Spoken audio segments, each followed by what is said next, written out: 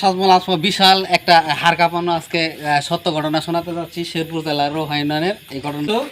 তোমার সাথে কি ঘটেছে তুমি বিস্তারিত এই ঘটনাটা শুনতে চাই। যে শেরপুর উপজেলায় শেরপুর পুলিশ নাকি তোমার বাড়িতে আসছিল, এই শেরপুর পুলিশ বাড়িতে এসে তোমার কি বলছে এই বিষয়ে তোমার কাছে শুনতে চাচ্ছি।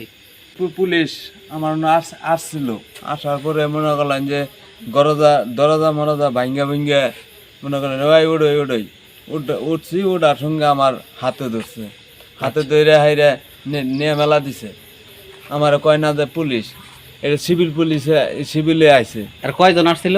11 জন আইছিল। আচ্ছা, 11 জন আসার পরে পরে আমি কইলাম যে আমার তো গাড়ির কাগজপাতি আছে, তুই গাঞ্জা বেচস? গাড়ি, অটো গাড়ি। আচ্ছা, এগুলা তোমার হেনস্থ করছে, হয়রানি করছে, খুব হয়রানি করছে। আমি শুনছি আইসে নাকি যে তোমার কি এই যে কলার না হাতে ধরছে, হাতে কলারে ধরছে, টানাটানি করছে। কয়জন ছিল এরা? 11 জন ছিল। 11 জন। তুমি কি ভয় পাইছিলা? হ্যাঁ, অনেক ভয় তখন পাইছিলাম। রাতের কয়টা বাজে অনুমানিক?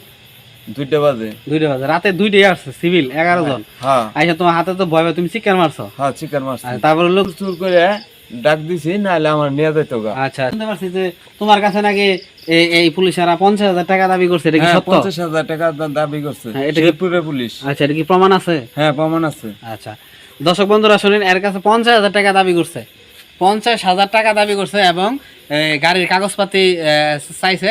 তৎক্ষণিক তো গাড়ির কাগজপাতি দেখাইতে পারে নাই। গাড়ির কাগজপাতি নিয়ে এবং রৌহা ইউনিয়নের শেরপুর জেলার রৌহা ইউনিয়নের জামাতের সভাপতিকে নিয়ে থানায় যাওয়া হয়েছিল। থানার যারা দায়িত্বে আছে এরা এই বিষয়টা আসলে জানে না এবং এই 50,000 টাকা দাবি করছে এটা অস্বীকার করেছে। তো আসলে এই কাগজপাতি নিয়ে দেখে আসছো? হ্যাঁ, কাগজপাতি একবার দেখাইছি, পরের দিন আবার আসছে। পরের দিন আবার আসছে সিভিল। সিভিল আইসা কি বলছে? অনেক মোহাময়ী করছে, আবার দরজা মরজা ভাঙ্গা লাইছে। কিন্তু তোমার কাগজপাতি দেখানোর পরও তারা অনেক হেনস্থ করছে, মোহাময়ী করছে, গালাগালি করছে। আচ্ছা, এখন কি তুমি কি টাকা পয়সা দিছো? না না, টাকা পয়সা দেয় নাই। সৎ সাহস আছে তোমার। রাশেদ ভাইয়ের কাছে তুমি কি চাও এই মুহূর্তে?